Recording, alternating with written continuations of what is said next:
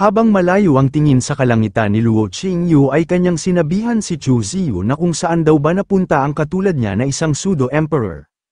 Wala daw siyang paraan para malaman kung saan na sila ngayon at maliban sa instrumentong hindi emperador walang nakasaksi sa pagpanaw ng isang emperador.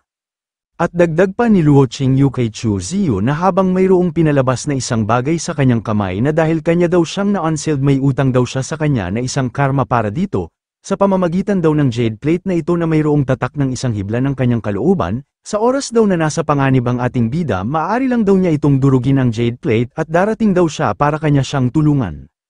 At syempre pag nakatagpo daw ang ating bida ng isang kalaban, hindi lang daw ang kanyang kalooban ang pwede na makalutas nito, pwede din niya nalutasin ito na siya na mismo. Agad naman nagpasalamat si Chu Ziyu kay Luo Qingyu sabay kanya nang kinuha ang ibinigay sa kanya na jade plate at kanya itong tinanong na kung aalis na daw ba ito. Nagtanong naman si Luo Qingyu kay Chu Ziyu na kung bakit daw ba niya siya tinanong sa ganitong bagay. Sabi naman sa kanya ni Chu Ziyu na ayon daw sa kanyang mga kaibigan hindi daw dapat siya mag-iwan ng isang gwapo na tao sa butas na kawalan, iiwan lang daw ba niya ang isang hindi malilimutan na mukha matapos niya itong bigyan ng isang jade plate. Natawa naman si Luo Qingyu sa mga salita ng ating playboy na bida. Dahil siya daw ay isang interesante, bilyon taon na daw ang nakalipas ang karagatan ay naging isa ng bukid. Wala daw isang bagay nga nanatiling pareho at wala din nakakakilala sa kanya dito sa matao na mundong ito at hindi din niya alam kung saan siya pupunta sa mataong mundo na ito. At si Chu Ziyu naman ay excited na kanyang sinabihan si Luo Qingyu na kung wala daw itong ibang mapupuntahan paano na lang daw kaya na sumama na lang ito sa kanya. Dahil sa minungkahi ni Chu Ziyu kay Luo Qingyu ay agad na idinikit ni Luo Qingyu ang kanyang katawan sa ating manyakol na bida, at kanya itong sinabihan na ang ating bida daw ay naiintindihan siya. Samantalang si Chu Ziyu naman ay parang hindi sanay na makihalubilo sa mga babae dahil pinapawisan pa ito nang idinikit na ni Luo Qingyu ang kanyang katawan sa katawan ng ating bida. Sabi pa ni Luo Qingyu kay Chu Ziyu na bibigyan daw niya siya ng magandang lesson pag nagsama silang dalawa. Ngunit sa kanya daw paghusga sa presensya ng ating bida hindi daw siya nagkukulang sa mga kababaihan sa kanyang paligid, hindi naman nakasalita si Chu Ziyu sa sinabi sa kanya ni Luo Qingyu at ito ay masyadong pinapawisan dahil alam niya na totoo naman ang mga sinabi sa kanya ni Luo Qingyu. At sa isip-isip naman ni Chu Ziyu habang akma na siyang gahasain ni Luo Qingyu na ang tao daw na nabuhay ng bilyong taon na ang nakalipas ay masyadong passionate at masyadong open sa kanyang sarili, at itong babae daw na ito ay masyadong assuming ngunit ang ganitong klase ay masyado ng tuyo. Sabi pa ni Luo Qingyu kay Chu Ziyu na wala pa daw silang dalawang ginagawa pero masyado na daw itong nahihiya sa kanya. Si Chu naman habang pinapawisan ay kanyang iniisip ang kanyang gustong sabihin kay Luo Qingyu, sabay kanya itong sinabihan na hindi daw muna nila gawin itong ganitong bagay sa ngayon, dahil hindi na daw niya mapipigilan ang kanyang sarili kapag pinagpatuloy pa ni Miss Luo Qingyu ang pagdikit ng katawan nito sa kanya. At napapaisip naman si Chu Ziyu dahil hindi daw niya mahuhulaan ang babae na ito, at baka masampal pa daw siya nitong babae na ito kapag nakipag-deal siya sa kanya. Banibiro naman ni Luo Qingyu si Chu Ziyu habang natatawa dahil natakot daw ba ito sa kanya. Sumagot naman si Chu Ziyu sa kanya na oo natatakot daw siya. Nagsaad naman si Luo Qingyu kay Chu Ziyu na kapag nakita daw niya siya ngayon nakakaiba huwag daw itong matakot dahil baka madali lang siyang mamatay. Nagtanong naman si Chu Ziyu na kung bakit naman daw, sabi naman ni Luo Qingyu sa kanya na malalaman lang daw niya ito kapag kanya na itong nakita. Napapaisip naman si Chu Ziyu at masyadong nagtataka dahil ano daw ba ang kanyang ibig sabihin, babaguhin daw ba ng babae na ito ang kanyang sariling pagkatao, marami ba siyang personalidad, hindi ba daw siya nasa panganib ngayon kapag kanya nang baguhin ang kanyang personalidad. Agad naman hinawakan ni Luo Qingyu ang balikat ni Chu Ziyu dahil huwag daw itong mag-alala patungkol dito dahil hindi naman daw niya siya papatayin ng walang kabuluhan basta hindi lang daw ito gagawa ng isang bagay na hindi niya magustuhan. Masyado naman nagtataka si Chu Ziyu dahil bakit kakaiba daw ang ngiti ng babae na ito, hindi daw siya nakakasiguro kung ano ang gagawin nito sa kanya. At agad na nga binago ni Luo Qingyu ang kanyang personalidad, nabigla naman si Chu Ziyu at agad niyang binanggit ang pangalan ni Luo Qingyu. Nagsalita naman sa kanya si Luo Qingyu na hindi daw niya gusto ang kanyang tinawag sa kanya ngayon. Nagtanong naman si Chu Ziyu sa kanya na kung ano naman daw ang kanyang itatawag sa kanya. Tawagin daw ba niya siyang Miss o Senior Luo na lang? Nainis naman si Luo Qingyu kay Chu Ziyu at kanya itong inatake ng matalim na yellow, habang si Chu naman ay nabigla sa biglaan na pag-atake sa kanya. Sabi pa sa kanya ni Luo Qingyu na hindi daw siya ganoon kabata para kanyang tawagin na ganoon, At ang tinawag niya sa kanya kanina na Senior Luo, kanya daw nararamdaman na weird kapag tawagin niya siya ng ganoon. Sumagot naman sa kanya si Chu Ziyu na hindi din naman daw niya siya pwedeng tawagin na Auntie Luo. At nang narinig ni Luo Qingyu ang itinawag sa kanya ng ating bida na Auntie Luo ay agad niyang itinigil ang akma niyang pag-atake kay Chu Ziyu, dahil kanya daw nagustuhan ng pagtawag niya sa kanya na Auntie. Naguguluhan naman si Chu Ziyu na kanyang sinabihan si Luo Qingyu na kung ganoon daw kanya na siyang tatawagin na Auntie simula ngayon. Sa isip-isip naman ni Chu Ziyu na gusto daw pala niya na tawagin siyang Auntie. Sabi naman ni Luo Qingyu sa ating bida na ang ating bida daw ay nagtataglay ng isang blood color na swerte. Wala na daw dahilan na hindi niya siya sundan. Sumagot naman sa kanya si Chu Ziyu na unang beses pa daw niyang nakatagpo ng isang tao na nakikita ang swerte ng isang tao sa isa lang na tingin. At kanya itong tinanong kung paano daw niya nalaman ang patungkol sa blood color na swerte. Sabi naman ni Luo Qingyu sa kanya na kanya lang naman daw yun nalalaman dahil alam niya ang lock observation technique galing sa kalangitan. Ang Skylock Observation Technique daw ay upang makapagmasid sa pagbabago ng isang dynasty, ang Lock Cultivation, at ang Secret of Heavens ay binabago ang isang malaking panganib patungo sa isang oportunidad. Sabi naman ni Chu Ziyu sa kanya na kanya daw nabasa noon ang ganoon na secret technique sa isang sinaunang aklat na matagal ng panahon nga nawawala, at hindi din daw niya inaasahan na ang kanyang Auntie Luo ay alam ang technique na ito. At sabay tinanong ni Chu Ziyu si Luo Qingyu na kaya lang daw ba ito sumama sa kanya dahil alam niya ang blood color ng kanyang swerte. Ano daw ba ang ibig sabihin niya doon? Ayon naman ni Luo Qingyu na ang blood color daw na swerte ay may kaugnayan sa lihim ng panlabas na langit, ngunit hindi daw niya alam ang buong detalye dito. Naalala naman ni Chu Ziyu ang pinakita sa kanya na imahe ng kanyang system noong hinarap niya ang Constitution Trial. Dahil parang konektado daw itong kanyang blood color na swerte at ang panlabas na kalangitan doon sa imahe na ipinakita sa kanya. At nang tanungin pa sana ni Chu Ziyu si Luo Qingyu ay laking gulat niya dahil bigla na lang itong nawala sa kanyang harapan, at kanya na lang nasabi na di bali na lang daw makikipagkita na lang siya kay Mu Feiyan at si Qing Yi upang bumalik na doon sa Shangjing City.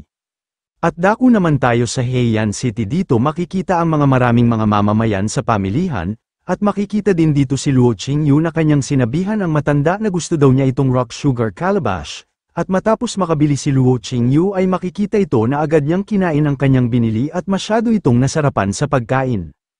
At bigla naman siyang napalingon sa kanyang likod dahil mayroong tumawag sa kanyang pangalan, at ito ay bahagyang nainis dahil mayroong kasamang babae ang ating bida.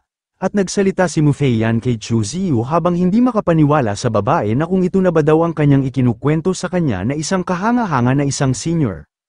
At makikita naman sa mukha ni Luo Qingyu na inis habang kanyang tinitingnan si Mu Feiyan.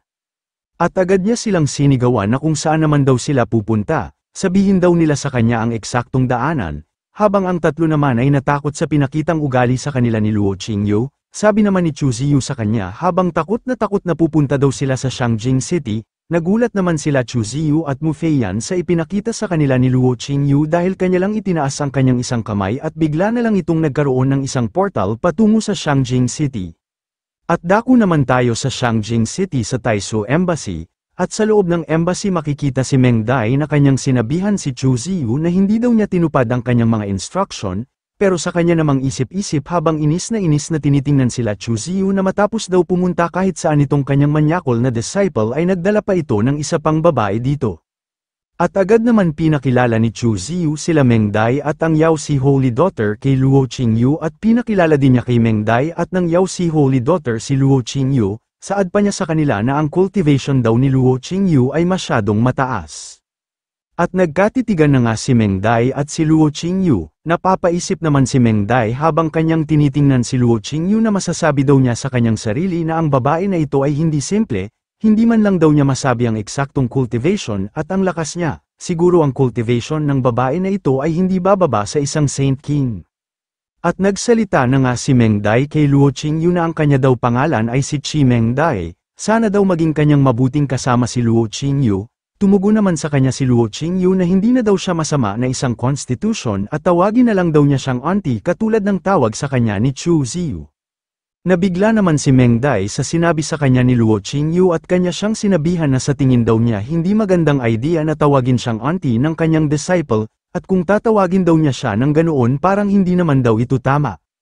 Sa isip-isip naman ni Luo Qingyu habang naiinis sa mungkahi sa kanya ni Meng Dai na itong babae daw na ito ay kahit nagtalik na sila ng kanyang disciple at nagkaroon pa ng isang sanggol, bakit nagpapanggap pa daw itong babae na ito? Akala siguro niya na hindi niya masasabi ang totoo sa kanilang dalawa.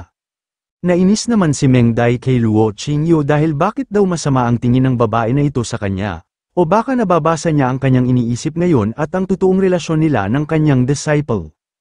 Napansin naman ni Chu Ziyu na parang hindi na maganda ang tinginan ng dalawa at agad niyang sinabihan si Meng Dai na itong bata daw ngayon ay si Qing Yi ang kanyang bagong ni-recruit na disciple, sabay kanyang inutusan si Qing Yi na batiin daw niya ang kanyang babae na master.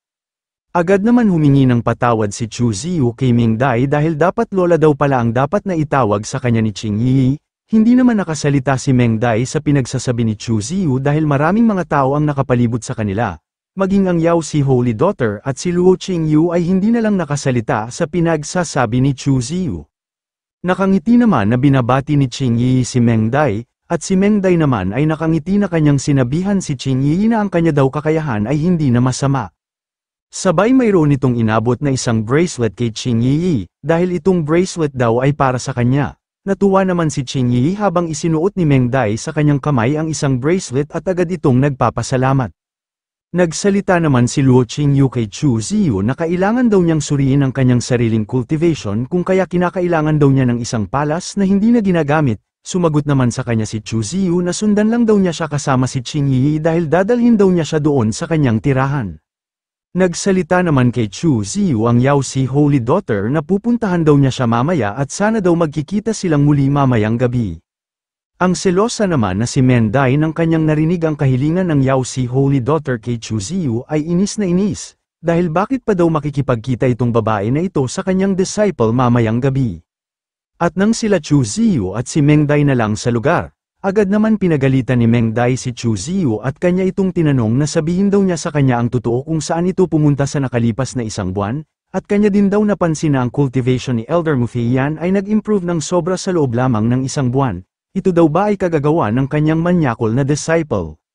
Nakangiti naman na sinabihan ni Chu Ziyu si Meng Dai na ang kanya lang naman daw minamahal ang kanyang pakpak, kung kaya huwag na daw itong magselos. Sabi naman ni Meng Dai sa ating manyakol na bida na mas mabuti pa daw na sabihin na lang daw niya sa kanya ang totoo, at ano din daw ang kanyang pinagsasabi na siya ay ang kanyang pakpak, at isa pa hindi daw siya nagselos sa kanilang dalawa. Agad naman hinawakan ng ating manyakol na bida ang balikat ni Meng Dai dahil huwag na daw itong magalit sa kanya. Hindi naman nakinig si Meng Dai sa sinabi sa kanya ni Chu Ziyu. Tugon pa niya na pumunta na lang daw ito kay Mufeiyan at magsama silang dalawa at titingnan daw niya kung gaano siya kaamo sa babae na yun. Sabi naman ni Chu Ziyu kay Meng Dai na hayaan daw niya siya na kanyang tingnan ng kanilang anak kung gaano nakabilis ang paglaki nito sa kanyang tiyan. Si Meng Dai naman ay namumula ang kanyang mukha nang narinig niya na nag-alala din pala itong kanyang manyakol na disciple sa kanilang magiging anak, sabay kanyang sinabihan na kung ano daw ba ang ginagawa nito sa kanya. Sumagot naman sa kanya si Chu Ziyu na hayaan daw niya siya na magtanghal ng isang tula para lang sa kanyang minamahal na master. At habang tumutula si Chu Ziyu gumalaw naman ang malademonyo na kamay nito at halatang mayroong dinudukot sa ibabang bahagi sa katawan ni Meng Dai. Si Meng Dai naman ay malumanay niyang sinabihan si Chu Ziyu na alisin daw niya ang kanyang kamay sa ibabang parte ng kanyang katawan. At mas lalo pang binaon ni Chu Ziyu ang kanyang kamay sa ibabang parte sa katawan ni Meng Dai, habang si Meng Dai naman ay namumula ang kanyang mukha at bahagyang napaungol at nasasarapan sa ginawa sa kanya ng ating manyakol na bida.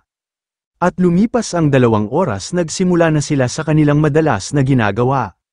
At matapos nilang gawin ang bagay na yun makikita ang dalawa na naglalambingan sa isa't isa. At nagsalita si Meng Dai kay Chu Ziyu na pakiramdam daw niya na ang enerhiya ng isang divine grade godly power seed ay nasa kanya. Sumagot naman sa kanya si Chu Ziyu na ang kanya daw nararamdaman ngayon ay isang emperor grade. Nagtanong naman si Meng Dai na kung alam daw ba niya kung ano ang ibig sabihin ng isang emperor grade, at mayroon din daw isang alamat na ang isang emperor lamang ang pwede na makapag-cultivate ng isang emperor grade seed. Mayabang naman na tinanong ni Chu Ziyu si Meng Dai na ang kanya daw bang sinabi ngayon na mayroon siyang katauhan na isang emperor. Sabi naman ni Meng Dai habang nakangiti na dahil nag-cultivate daw siya ng isang emperor godly power seed, paano na lang daw kaya na kanya itong subukan, papasok daw siya sa kanyang Dao Palace upang kanya itong malaman sa loob. At dagdag pa ni Meng Dai na ngunit kapag makapasok daw siya sa kanyang Dao Palace, Hindi lang daw siya makakasilip maging ang lahat ng kanyang mga lihim ay kanyang makikita sa loob at maaari din daw niyang itatapon ang kanyang Dao Palace anumang oras. At tanong pa na sabi ni Meng Dai kay Chu Ziyu na maglakas pa ba daw ito na loob na kanya siyang papasukin sa kanyang Dao Palace, si Chu Ziyu naman ay napapaisip sa mga sinabi sa kanya ni Meng Dai, sabay kanyang sinabihan si Meng Dai na balak daw ba niya siyang saktan, kahit na pumasok pa daw ito sa kanyang Dao Palace or hindi pa rin daw siya natatakot para dito. Wala naman at tubilis si Meng Dai na kanyang hinawakan ang katawan ni Chu Ziyu sabay kanyang binuksan ang Dao Palace nito.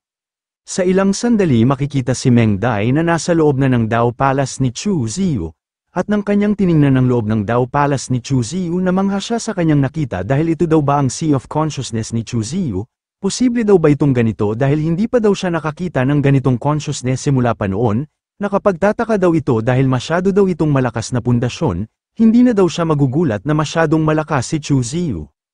At nang tiningnan ni Meng Dai ang unahan, napatanong na lang siya sa kanyang sarili na yun na daw ba ang Dao Palace ng kanyang disciple. At nang pinuntahan ni Meng Dai ang Dao Palace ni Chu Ziyu kanya na lang nasabi na ang Sea of Consciousness at ang Other Shore ni Chu Ziyu ay kahanga-hanga, pero bakit itong kanyang Dao Palace ay isa lang ordinaryo? At naglakad na nga si Meng Dai sa loob ng Dao Palace ni Chu Ziyu. Habang siya ay tumingin-tingin sa kanyang unahan mayroon siyang nakita na isang liwanag sa kanyang unahan at kanya na lang nasabi na ang kanya daw manyakol na disciple ay talagang nagsasabi ng totoo, dahil talagang nag-cultivate siya ng isang divine grade godly power seed. Ngunit nabigla naman si Meng Dai dahil nakita niya si Chu Ziyu nga nakatayo sa kanyang harapan at ito ay nakatalikod. Agad naman binanggit ni Meng Dai ang pangalan ng ating bida. At nang paglingon ni Chu Ziyu laking gulat ni Meng Dai dahil nakita niya si Demon Chu na kanilang pinatay noon at ito ay nakangiti na kanyang tinitingnan si Meng Dai. At sa labis na gulat ni Meng Dai agad niyang tinanong ang ating bida na siya daw ba si Chu Ziyu, at sabay kanyang binago ang kanyang tanong na kung ito daw ba ang tunay na Demon Chu. Nakangiti na tinawag ni Chu Ziyu si Meng Dai na kanyang master.